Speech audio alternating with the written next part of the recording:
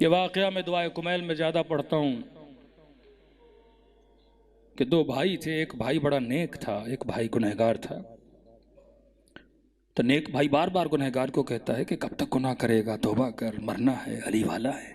سنتا نہیں تھا۔ ایک دن اللہ نے ہدایت دی، آیا بھائی کے پاس کہ بھائی میں نے زندگی میں بڑے گناہ کیے، اب سمجھ نہیں آ رہی اللہ بخشے گا کہ نہیں۔ کب ارحم الراحمین، کہ کہاں جاؤں، کہاں جا کے توبہ کروں؟ کہ قرآن کی آیت ہے، میرے نبی کے در پہ آؤ۔ کہ مدینہ تو بہت دور ہے، ایران کے رہنے والے تھے۔ کہ کوئی بات نہیں، اولنا محمد اوسطنا محمد، یہ سب ایک ہی نور ہیں۔ مشہد چلو امام رضا کے پاس۔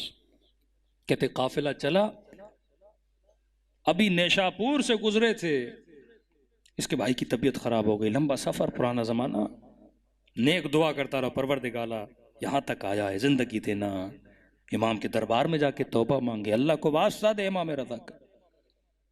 یہ بھی رو رہا تھا، پتہ نہیں زندگی مہلت دے کہ نہ دے، میں بڑا گنہگار ہوں۔ کہتے جیسے مشہد پہنچے اسی دن اس کا انتقال ہو گیا۔ نہ حرم امام نصیب ہوا، نہ ذریعہ امام نصیب ہوئی۔ بھائی بڑا رویا، غسل دیا، کفن دیا، دفن کیا۔ کہتا 2-3 دن کے بعد خواب دیکھا، یہی میرا گنہگار بھائی، لیکن خواب میں کیا دیکھتا ہوں؟ یہ برزخی جنت میں بیٹھا ہے، نعمتوں سے مالا مال ہے۔ میں نے کہا بھائی تو نے تو بڑی خطائیں کی۔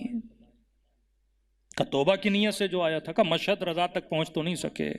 کہ بھائی ماجرا سناؤں؟ کہ موت بڑی سخت ہے، موت کو آسان نہ لینا۔ بدن سے روح ایسے نکلی جیسے ریشمی کپڑے کو کانٹوں پہ رکھا جائے۔ جتنا سنا تھا نا اس سے بھی زیادہ تکلیف دے تھی، کیونکہ میں گنہگار تھا۔ تم تو بڑی آسانی سے غسل دے رہے تھے، لیکن میرے اوپر عذاب ہو رہا تھا، عذاب کے فرشتے عذاب کر رہے ہیں۔ کہتا اتنے میں تو نے میرا جنازہ اٹھایا، اب عذاب ہو رہا ہے، آگ کا عذاب، عذاب کے فرشتے، مختلف قسموں کے عذاب۔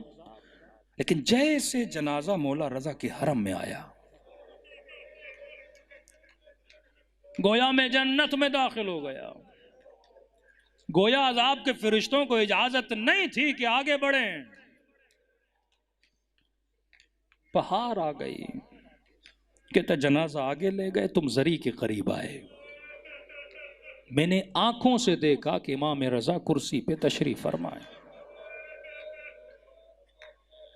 آگے بڑھ کے بڑے ادب سے کہا السلام علیکہ یا غریب الغربا، مولا آپ پر میرا سلام ہو۔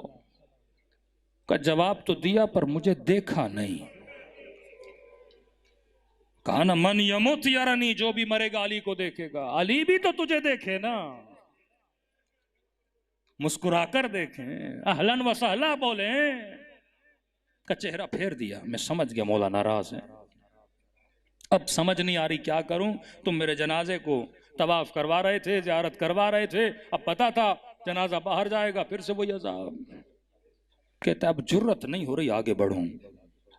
ایک سفید ریش نورانی چہرے والا بزرگ کھڑا تھا، اس نے کہا گنہگار خوش ہونے کی ضرورت نہیں، کہ عذاب ختم ہو گیا، جنازہ باہر جائے گا، پھر سے وہی عذاب ہوگا۔ میں نے کہا میں تو توبہ کی نیت سے آیا تھا، زندگی نے مہلت نہیں دی، اب بتاؤ کیا کروں کہ مولا رضا راضی ہو جائیں، ایسا کیا بولوں؟ اس نے کہا جتنا مجھے پتا ہے یہ واسطہ دو، کریم ہے، رضا ہے، رؤوف ہے، مہربان امام ہے۔ کہتے بھائی بس آگے بڑھا، قدموں میں گرا، ایک بار وہ واسطہ دیا، امام نے کہا بس ہم نے تجھے بخش دیا، اللہ کی دربار سے تیری شفاعت کروا دی۔ یہ نیک بھائی کہتا ہے بتا تو صحیح تو نے واسطہ کون سا دیا تھا؟ یہ نیک کہتا ہے میں سوچ رہا تھا شاید حسین کا واسطہ دیا ہو، شاید سکینہ کے زخمی رخساروں کا واسطہ دیا ہو، شاید حسین کے علی اکبر کا واسطہ دیا ہو، شاید بی بی زینب کی چادر کا واسطہ دیا ہو، شاید عباس کے کٹے ہوئے بازوؤں کا واسطہ دیا ہو، شاید قاسم کی لاش کے ٹکڑوں کا واسطہ دیا ہو۔ کہ یہ سوچ رہا تھا میں نے کہا بھائی بتا تو نے کون سا واسطہ دیا؟ کہ مولا کے قدموں میں گرا، ایک ہی واسطہ دیا مولا، واسطہ ہے ٹوٹی ہوئی پسلیوں کا۔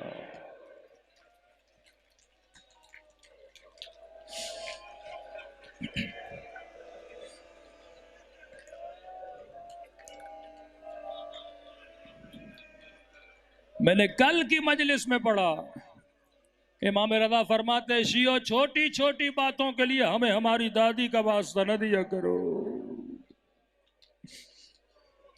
ہر مصیبت برداشت کر لیتے پر دادی زہرا کی مصیبت برداشت نہیں ہوتی۔ مجھے بھی جرت نہیں ہوتی اہل بیت کو یہ واسطہ دیا جائے،